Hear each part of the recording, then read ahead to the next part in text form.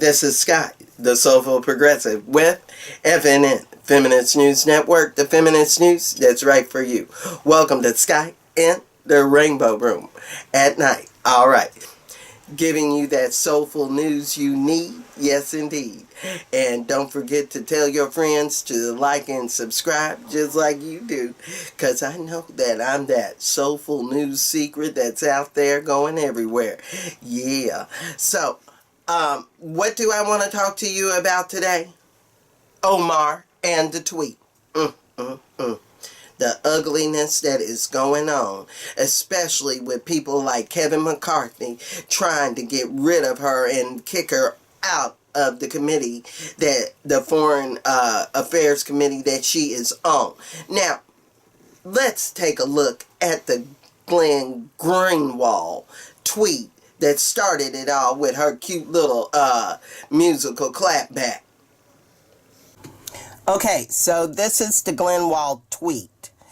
GOP leader Kevin McCarthy threatens punishment for Ilhan and Rashida over criticisms of Israel.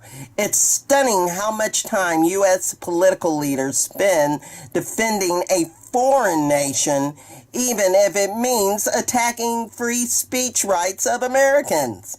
And our reply was, it's all about the Benjamins, baby, with music notes, quoting the song. All right.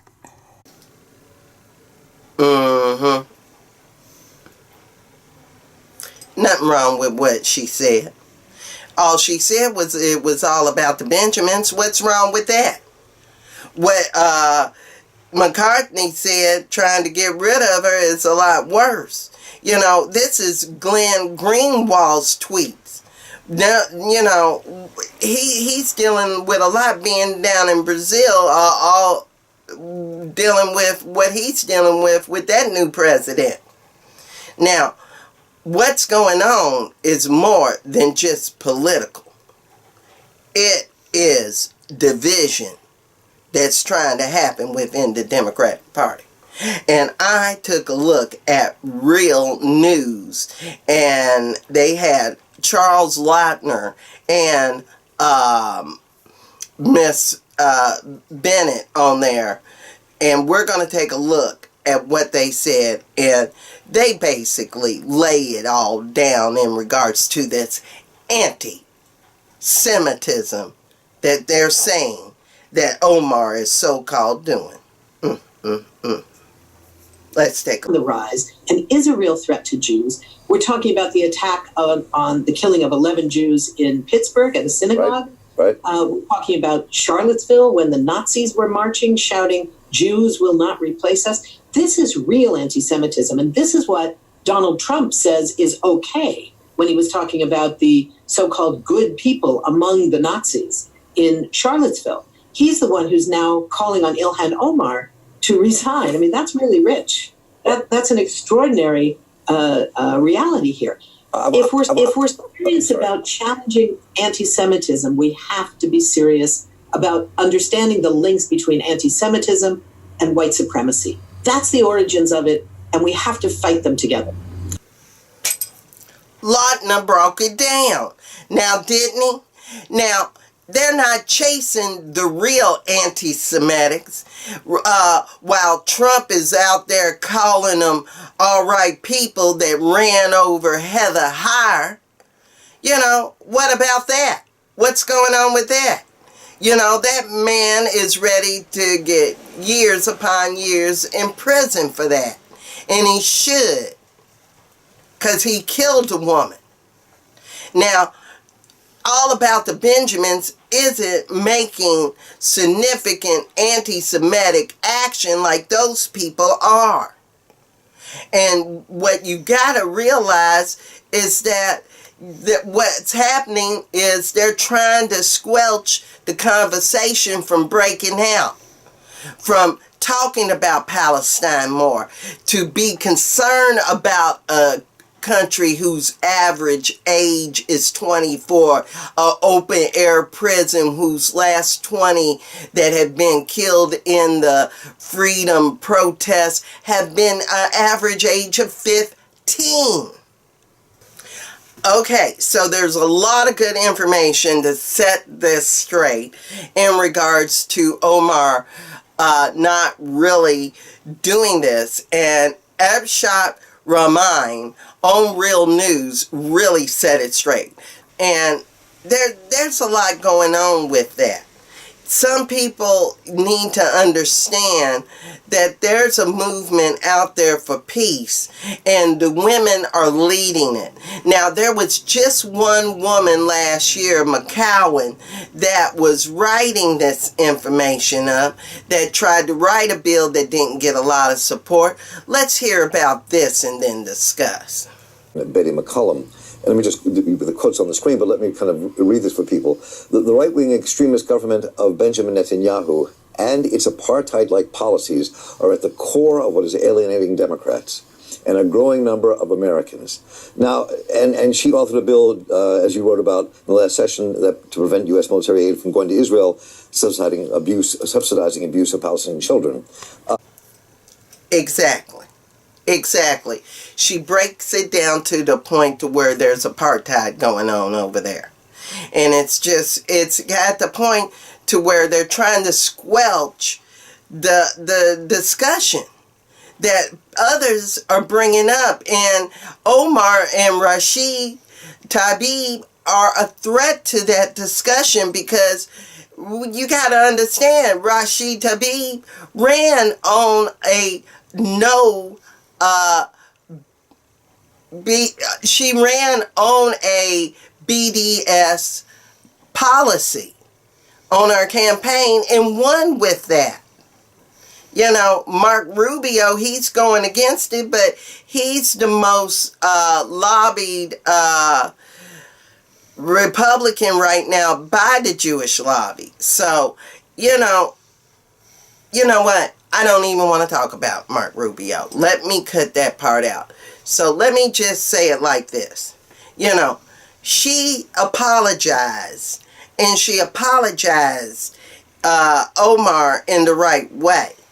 So let me read you the apology that she wrote. Reads, anti-Semitism is real, and I am grateful for Jewish allies and colleagues who are educating me on the painful history of anti-Semitic tropes. My intentions is to never to offend my constituents or Jewish Americans as a whole. We have to always be willing to step back and think through criticisms, just as I expect people to hear me when others attack me for my identity. This is why I unequivocally apologize. Then it goes to say, at the same time, I reaffirm the problematic role of lobbyists in our politics, whether it be AIPAC, the NRA, or the fossil fuel industry. It's gone on too long, and we must be willing to address it. Listening and learning and standing strong with a big forearm. And she did it with a strong arm. I know that's right. And, you know, there is a lot of money in politics that needs to come out. There is a lot of lobbying going on. Believe me, that's why some of them, like Brian Schatz and them, we do not see when it comes to lobby week, because they're too busy being lobbied and wined and dined by the big-eared lobbyists. So all of us little people that put our hard-earned money to expand to extend ourselves out to them, to let them know how serious our cause is when we come all the way from Hawaii to Lobby Week, we get ignored and we have to listen to an aide that just got their job the other day. Because in Shot's office, they changed their health person every year. Now, Telsey had promised me that they have the same health person they had last year in her cabinet, but we don't know if we're going to get that with Maisie, because Maisie does a talk story session where we say something to her within a group instead of her taking us one-on-one like Hanabusa did last year. So, you know, we have to understand it's all about the politics. And they want to be able to manipulate and get the people they want to get in to demonstrate and help their cause. This is why Pelosi and the big ones aren't going along. And if you agree with me and you know that it wasn't anti-Semitic for Omar, leave comments below and contact me at FeministNewsN@gmail.com. Don't forget to like and subscribe to the YouTube channel and the Facebook page and Patreon. And you can get a Feminist News tea. Yes, indeed. All right. So if you enjoyed that and you understand that in this era of hate, you got to participate. Because if you don't, it will cost you your fate. And I know that's right. So, thanks for watching. Thanks for joining. Peace. And oh yeah, I'm still looking for reporters, so you can contact me on that or leave show ideas. All right. Peace again.